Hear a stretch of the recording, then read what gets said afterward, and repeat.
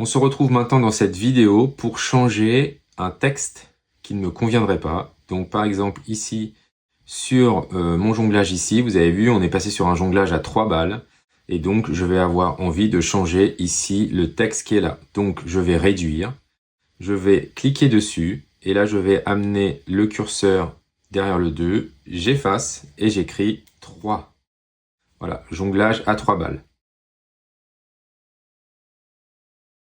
Je peux maintenant relancer ici, et donc j'ai bien le jonglage à 3 balles qui est apparu. Si jamais je veux aussi changer là l'étape, et je veux mettre étape 1, voilà, c'est possible de changer un texte qui est en gros ici, un petit texte ici, ou pourquoi pas un texte qui se situerait dans un bouton sur la partie haute. Voilà, et je remets par exemple étape 1. Donc ceci bien sûr est valable partout, hein. Ici, je pourrais rajouter, voilà, du texte ici.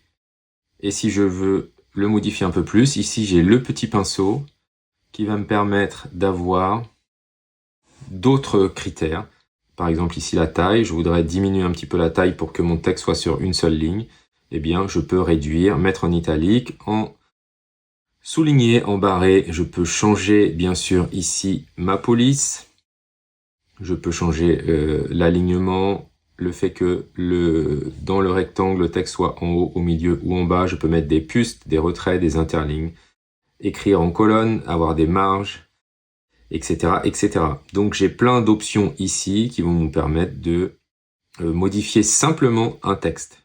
Attention, petit conseil, ne mettez pas trop d'ombre, des choses comme ça dans la partie style, parce que sinon ça va être moins compatible quand on va vouloir le passer le Keynote vers PowerPoint, ou l'inverse de PowerPoint vers Keynote. Évitez le surplus esthétique et faites des choses simples et propres.